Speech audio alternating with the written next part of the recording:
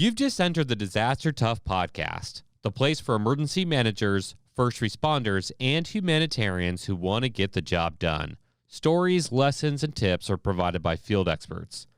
This show is owned and operated by professional emergency managers at Doberman Emergency Management.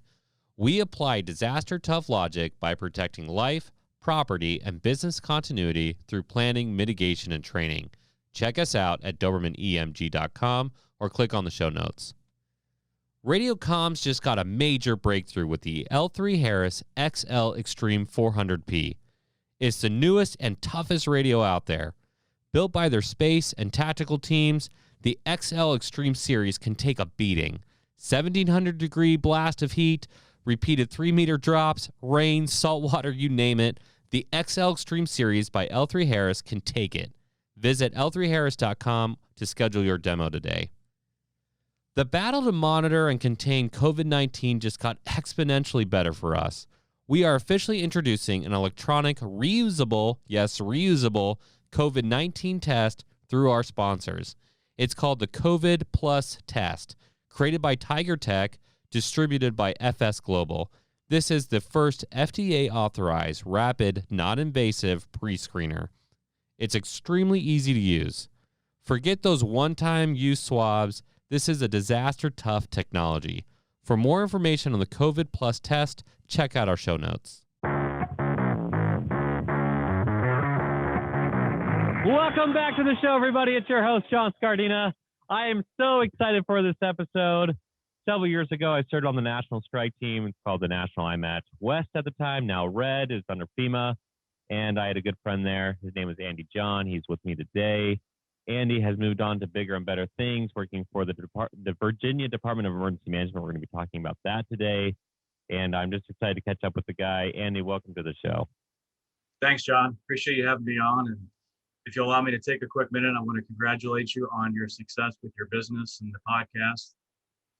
During the COVID response last year, when I could, I'd like to go out on runs to de-stress. And you were the guy I was listening to. So in a sense, you kind of got me through the COVID response with your podcast. And I just wanted to say congratulations, man. Hey, thank you so much for that. And yeah, we try to help people out as much as we can, try to give some good tips and ideas and just try to connect people. Like, hey, like COVID, I think COVID really blasted a lot of people. Like we get into this field for disasters and yet a slow onset disaster like COVID, it's just relentless, as you know more than I do, even at this point. And so, hey, glad that we were able to be a resource for you. And I'm sure you had to do a lot of things that you didn't want to do during COVID. You know, it's exhausting hours for sure. But hopefully, we're heading out. I mean, Delta is kind of an issue that we're kind of worried about, the variant there. But hopefully, the next 6-12 months, we start to pull out of this thing and. I want to say return to normal because it's going to be definitely a new normal, especially for emergency managers. But in fact, in that vein, tell us a little bit about maybe the actions that you think are happening on the regional level where COVID will change emergency management, for the continuum. Sure. In Virginia, we have a regional approach to emergency management. And so VDEM has 7 regions that we operate across the state. And that's kind of been an evolution over the past 5 or 6 years. And so VDEM has really built capacity within the regions to support local emergency management, local governments, and created a presence that's there almost on a daily basis to build those relationships with those folks. But we haven't really seen our state agencies mirror that type of preparedness structure like VDEM has until COVID hit. When we had a statewide incident or event like COVID, where we're just taxed on all angles, every state agency is fighting this thing. They really saw the need to decentralize and get leadership out into the field, get them closer to the action where, our locals are out there executing this mission, and we need to provide them support down at the lowest level possible. And so we really started to see our state agencies start to structure around VDEM in the regions we've set up. And so I'm really proud of what we've done in Northern Virginia. We've got, my counterparts at the Department of Health, National Guard, State Police, DOT, VDOT, Department of Conservation and Recreation, 211 Virginia. I could go on all day. But what we've done is we built a capacity within each region of Virginia to be able to respond to disasters now and support the local governments that are responding, because COVID really showed us that when we're hit statewide, we've got to decentralize, we've got to get the support out to the field and put leaders in place to be able to execute that. And so I do feel like that is the future for Virginia in emergency management, is to not only VDEM structure that way, but to bring whole of government into the regions to be able to support that type of response. I was just interviewing your good pal, Patrick McGinn, and we were talking about the whole community approach. And I said this thing on the show. I said, the best emergency managers are the experts at driving all the stakeholders involved into a response, or in terms of that planning process. And I loved how you're just naming off each of the stakeholders that you coordinated, including Virginia 211, which is another thing that Patrick just brought up, by the way, of working with 211 and how important that is for social services. And so, like, hats off to you, man. Like, you're really proving that you're truly an expert in that space, and working with stakeholders, and the importance of working with stakeholders. And it just goes to show, like, in COVID environment, there's still a lot of wins you can get. In fact, I would argue that COVID has highlighted the role of emergency management more than any other disaster that we've had, because even in a hurricane, which is like the go-to for emergency managers, especially on the federal level, like, there was still like the perception of like, who's involved? Is it the VOAD? Is it this or that? But during COVID, like, I don't feel like I have to give a dissertation anymore of like explaining to people what emergency management is. It's like, oh, there's all these other pieces, and we're trying to pull them all together. So that's a really good call out that you just made there. In terms of Northern Virginia is a really interesting an area, because, I lived in DC before, and so the National Capital Region just in general is unique because of the capital. What planning constraints are you focusing on the most because you have to deal with the proximity to DC? It's a great question. And you knew I was going to bring up Rodney, so I'm going to do it now. Of course. And I'm not shocked that Pat said similar things to me, because we were definitely trained in similar environments on the IMAT and with Rodney. Yeah. But when you talk about organization, right, that's the first thing I'm looking at. Rodney was big on organization being the most important thing in emergency management. When I got up to Northern Virginia, I'll tell you, it was extremely confusing on who does what is the process for these things, how do we navigate that Maryland, DC, and Virginia are all separate states, DC kind of being a quasi-state, if you will.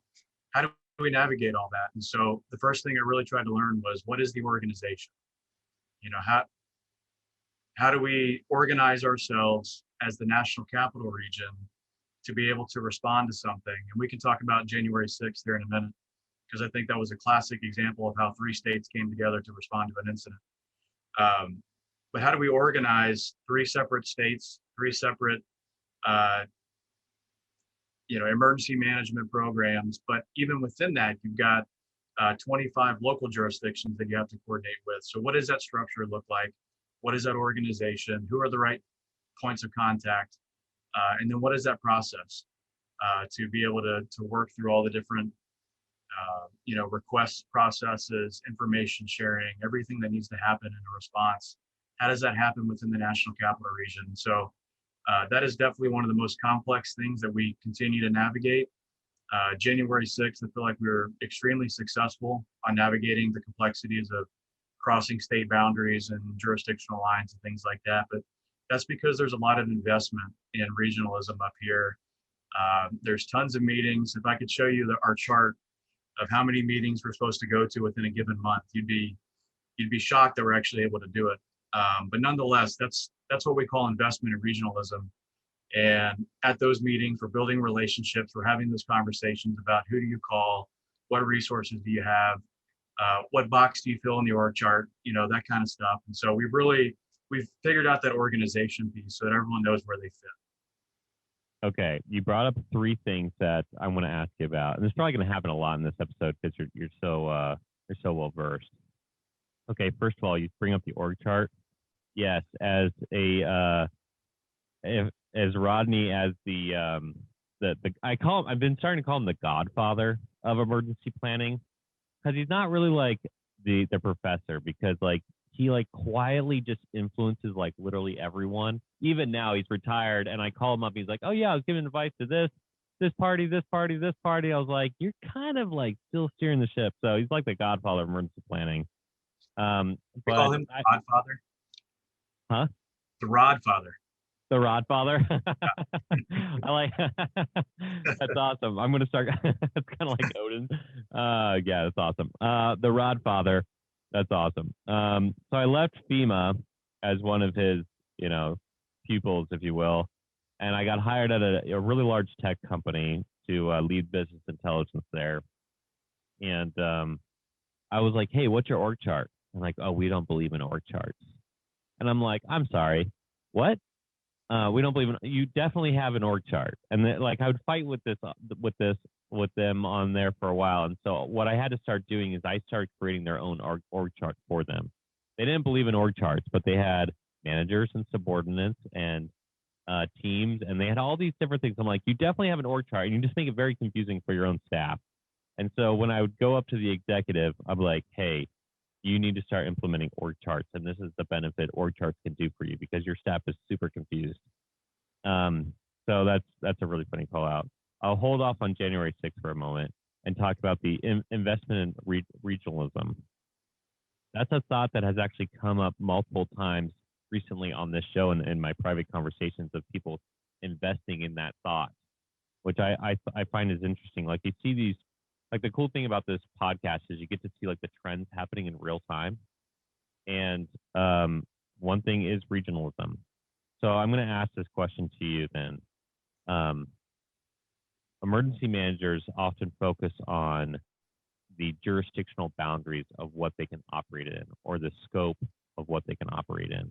But regionalism, I believe, would sit outside of that. And so if you're thinking of all the groups when you're trying to create of like, what is my region? What would make up a region in your mind? What are some of those metrics of, hey, here's the scope of who I should be working with? Sure. And obviously I don't know if bias is the right word, but I just know how we do it in Virginia. And so I might speak a lot to that. But you're going to have local jurisdictions. You're going to have regional organizations that aren't state, that aren't local, that aren't even private. We've got, like the Northern Virginia Emergency Response System is a private nonprofit that helps coordinate and support preparedness for our local public safety. And so they act as a regional entity for us, but they don't report to any state agency or local government. And so you will have regional organizations that you need to build relationships with that have a role in what you're doing. And then, of course, your state agencies, most of them will have field staff that you need to build a relationship with. And of course, private sector. Some of the big organizations we have in Northern Virginia, obviously Amazon is coming in hot and heavy down in the Arlington, Alexandria area. So they're going to be a big partner for us going forward. But your major utilities, your energy companies, your phone cell providers, that sort of thing. Building relationships with them, and to the org chart piece, making sure they know where they fit in this big structure. And I think that's really where we've started to see success, is helping paint that picture so folks understand, okay, a major tornado just came through, or the hurricane's 2 days away, or the Capitol's being attacked. Where do I fit into this giant picture of this region that I work in or that I live in? And so being able to paint that very clearly for them helps create a good environment for a smooth response and then a smooth recovery, because everyone knows their role. Everyone knows where they fit in and when to provide information, what information to provide.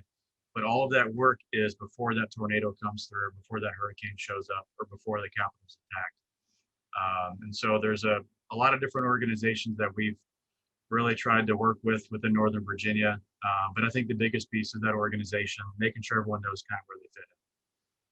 Yeah, that's a great call out for just understanding your role and being an expert in your role. And again, going back to that whole community approach of understanding the roles of others, and so you can work really well within that spider web of complexity. my GIS brain starts to go off. I'm thinking about metrics too, and I think of drive time analysis.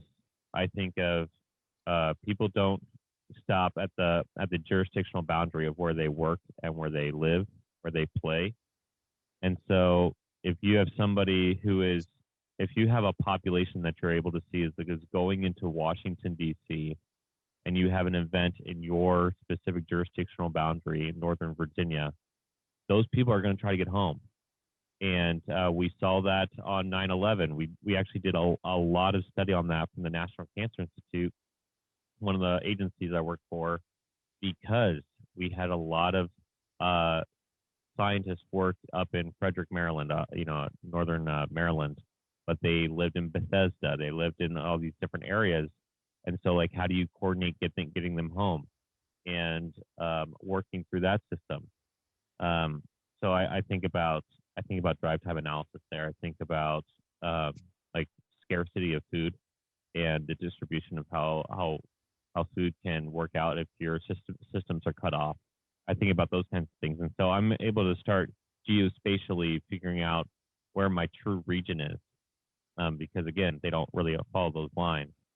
But yeah, I think looking at those different perspectives is really important. So that's a great point.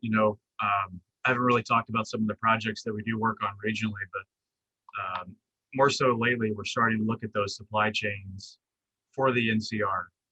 And, I think we're starting to realize that whether it's DC, Virginia, or Maryland, the supply chain comes through all of our jurisdictions to support all of our jurisdictions. And I think, I think the food supply chain was one we were looking at not too long ago.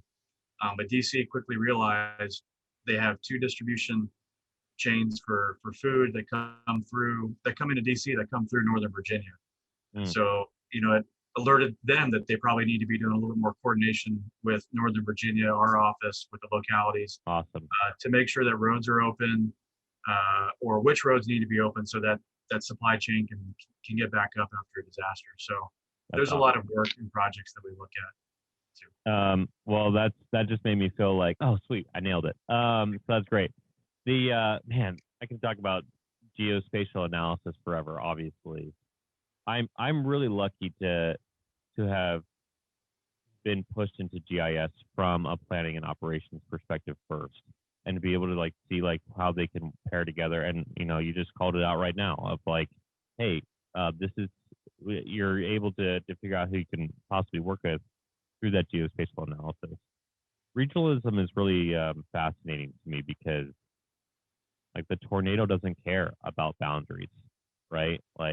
The hurricane coming in, that's definitely a regional response, right? And so there's lots of that. And DC is especially vulnerable to that. The National Capital Region, man, there was so much complexity of continuity of operations.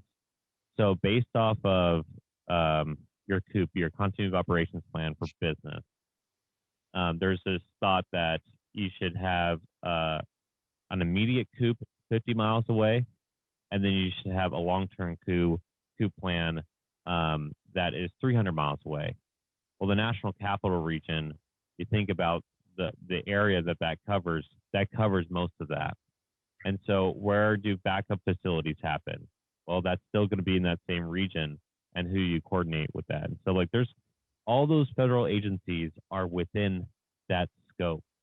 And so they start coordinating with the towns and the districts and the counties even of where they're going to have their offsite locations if they have to move their staff for whatever incident happens.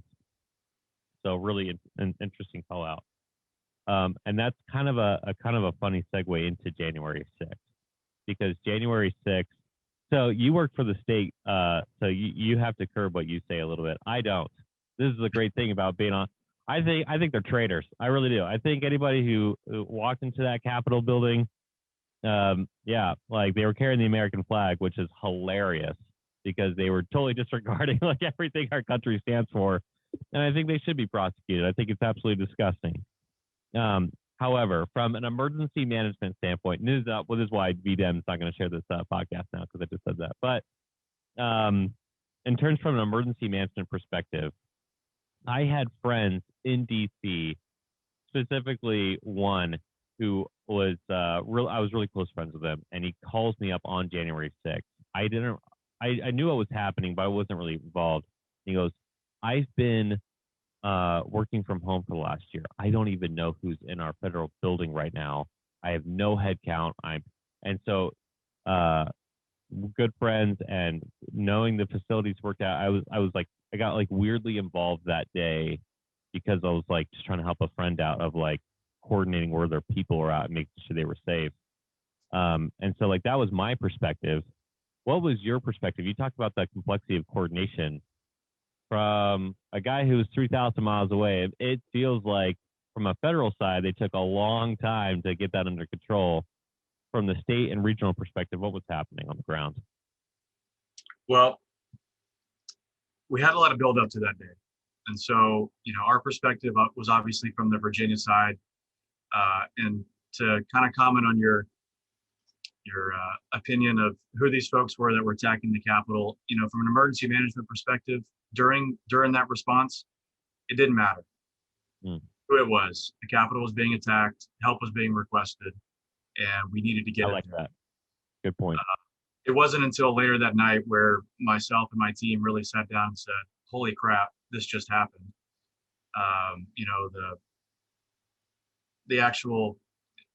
The magnitude of what just happened didn't really hit us until later that evening. And so, but from an emergency management perspective, we couldn't worry about that in the moment. We were getting requests left and right to support. And so we were trying to fill those as fast as we could. And from our perspective, we have, I keep hitting on it, but we had built a process where within the regions, we activate what's called a regional coordination center.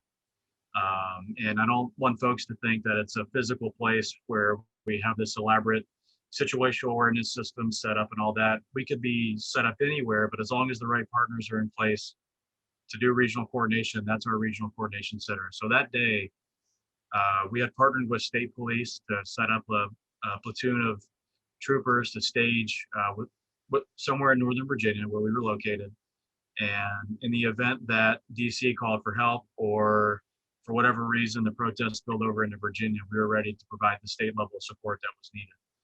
And so I'm extremely happy with the way we performed that day. I think it was around 2:15 where we got the first call from the District of Columbia. And within 45 minutes, we had an EMAC approved by the state coordinator of Virginia. We had 70 state police troopers in the District of Columbia, and we had them linked up with the law enforcement that was already responding, ready to go support the Capitol. And so when it comes to mutual aid and EMAC at 45 minutes, you never hear that. Yeah, that's incredible. Yeah, it was all the preparation that took place beforehand. And so, it all comes back to that investment in regionalism and having the people in place and the processes in place to do that.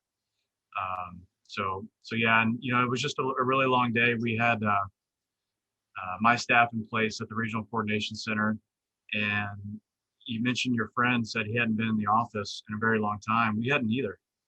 That was our first time back in the office because we had a feeling it was going to be a bad day, and we all co-located together and tried as best as possible to take necessary precautions.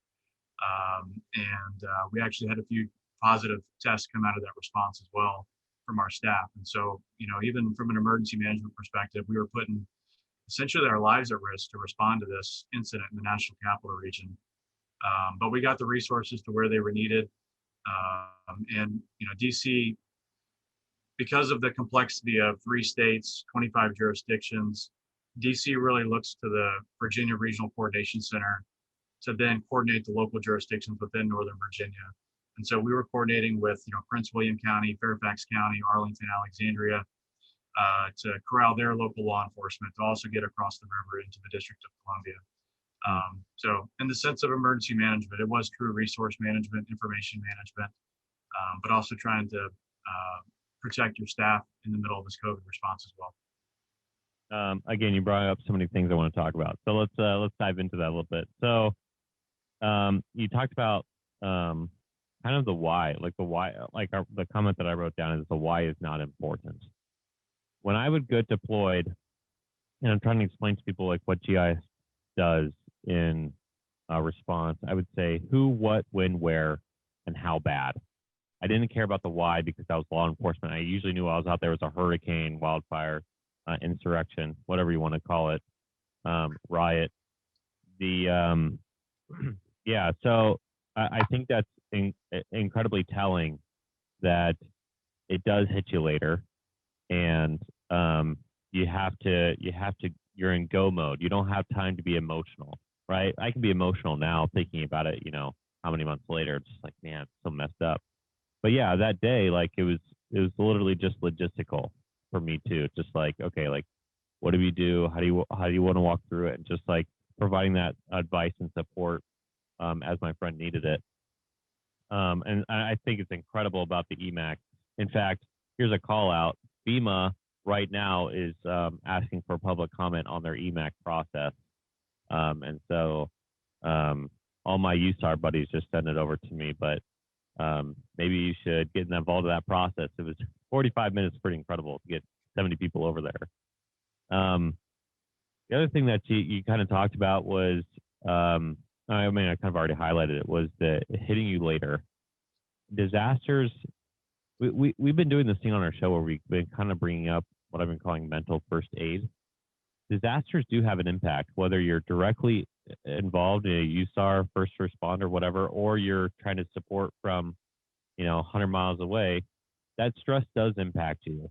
And understanding how it impacts you and what level, like sometimes it's like no big deal, but every once in a while, it is a big deal. And coping with stress. And so if you're going to talk to an emergency manager who's been dealing with COVID for a year and a half, who is just exhausted, who maybe was in DC, or maybe they're gearing up for fire season, whatever, how do you deal with stress, and how do you kind of decompress from that process? Yeah, this year has been really tough, and not only for myself and my team. I know everybody could probably say that, but literally January 1st through the 5th, I felt better than I had felt in a year because I had finally gotten some rest during the New Year's holiday, Christmas holiday, after fighting COVID all year, and then of course January 6th happens. Yeah, we respond to that. Not only the magnitude of what that response was, but several team members testing positive for COVID because of that response as well. Mm. And then we have to turn around, and we're planning for what was going to be one of the more simple inaugurations ever, because it was going to be pretty much all virtual, to now being the most complex inauguration ever in DC because of security constraints, security concerns. And you literally have thousands of resources that are now coming to DC and Virginia to support this inauguration. How do you plan all that? How do you support all that? How do you coordinate all of that while having half your team out with COVID? It was extremely stressful, and there's no sugarcoating it. It was extremely stressful for all of us. We got through it, and then of course after inauguration was over, we had to jump into the vaccination campaign as well. And so I would say, as a supervisor, if I got a leave request, I didn't even ask questions. It's approved. Go do what you need to do. Take the time. The team has your back. And so I would encourage anybody in emergency management that does have staff, especially in today's world, if they need a half a day, if they need a day, if they need a week, approve it. Let them go do their thing. Let them do what they need to do, because they're going to come back sharper, right? And they're going to come back a better employee. They're going to come back a better emergency manager. And if they don't take that time, it's only going to get worse.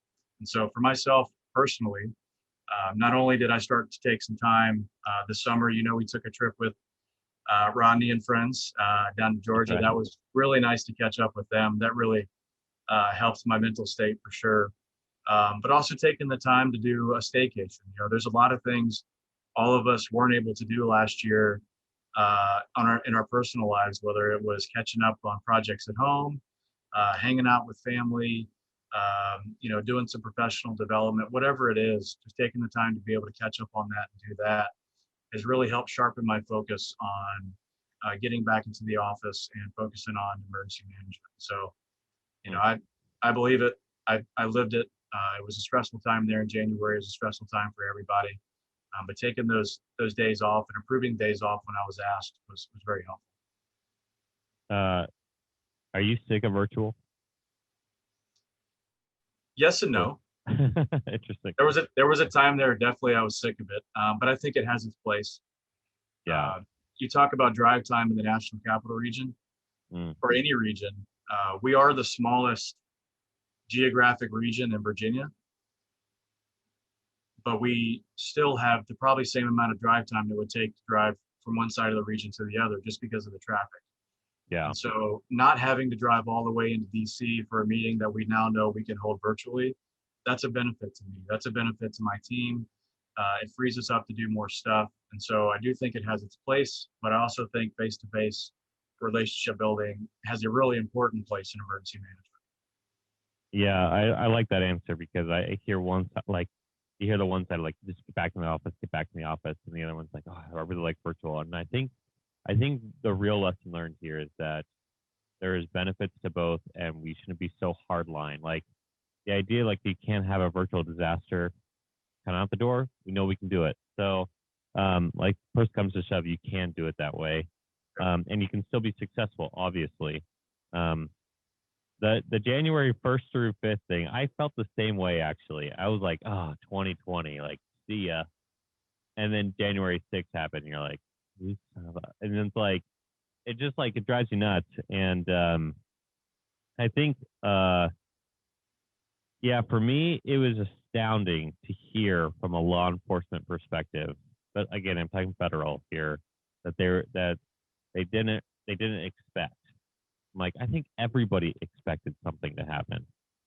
I don't think the magnitude of what happened, I don't think I was expecting that, but I was expecting some idiot to do something stupid, let alone 5,000 people to do something stupid. So it's pretty incredible to think about the implications of what that will mean for the future too, and the rollout. There are 8 steps to an active shooter, 8 steps to terrorism, and they're very similar. People can look it up. FBI puts this out. And if you look at what January 6th did, like they followed each of those 8 steps, like almost verbatim. And it's like, man, like it was so obvious. And then you think about, okay, if you think, again, I'm going hardcore here, obviously hardcore. But if you think about somebody trying to attack the Capitol or trying to attack, the United States, what typically happens is there's a lull, there's a high stress, and then a lull, and then a high stress, and then there's surveillance, and they start doing all these things again. And we're starting to follow that process again. And the rhetoric is starting to be being built up again. And it's like, oh, this is where you get some idiot who takes something and takes it to the extreme and will do something. And so, like, I think we just need to be aware of that. You're going to have to be aware of that in DC. Anybody will, for the foreseeable future of this high tension that's happening. It's not just verbal anymore. People are doing something about it. Yeah, I gave a presentation to the Virginia Emergency Management Association at their symposium a month ago. And I told them a story. One of the most impactful things that happened leading up to January 6th for me in emergency management, we could argue all day of whether or not we thought this was going to happen. Was the intelligence there? Was it not? But my state police counterpart came to me about a week before, and we have conversations all the time. We have a fantastic relationship with state police. And this guy was he was in the Marines, and now he's been a state trooper for almost 30 years. And he said, "Hey, I know what the intelligence is saying. I know what we've been talking about, but I just have a really bad feeling. My gut's telling me something bad's going to happen." And I tell you, that's all I needed to hear. The intelligence is informative, the information's informative, the analysis informative, but I got a guy of 30 plus years of law enforcement that's written the book on civil disturbance telling me that he's got a bad feeling about this day. That's all I needed to hear to say, let's do it. Let's stage resources, let's activate, let's be ready. And of course it played out the way it did. And, just grateful that he came to me and was willing to share that feeling, because it allowed us to be successful that day. and now we're full circle talking about relationships. So yeah, it's pretty incredible, and it highlights how training, data, and experience, those three things combined, create an expert. And we push that really hard at Doberman. We don't hire anybody that in emergency management that hasn't already been in the field doing emergency management. And it keeps our business really small, keeps us hyper focused on like the projects we want to work on. But at the same time, like I'm like super anti cookie cutter. I'm tired of like the brick plans that you get, and it's like half of it's definitions that nobody cares about. And so like we're able to get in there, and when you have a gut feeling, it's not just somebody's opinion. It's 30 years of data that they've gathered, and hopefully it's coordinating with other sources too. It also highlights that he did look at the intelligence. Like he didn't just have a gut feeling; he actually looked at the information as well. So like there's a call out there. We're running out of time here, Andy, but I just want to say thank you so much for coming on the show. And I would like you to maybe give closing thoughts of the advice you'd want to give to emergency managers who listen to the show. I think what I'd like to say is just listen before you speak. That last story that I just gave. I have a problem with that. Well, the more experience you get, the more you can speak, right? Because you're speaking with some respect there. But the experts are out there, and if people are coming to you with questions or they're coming to you with requests for help, it's because they've asked everyone else, and you're the last person that they've come to, because you're the emergency manager, right? You're the last line of defense. If you don't know where to go to get help, then it's not a good day. And so I would just say, listen to your surroundings, listen to the experts that you brought into the room.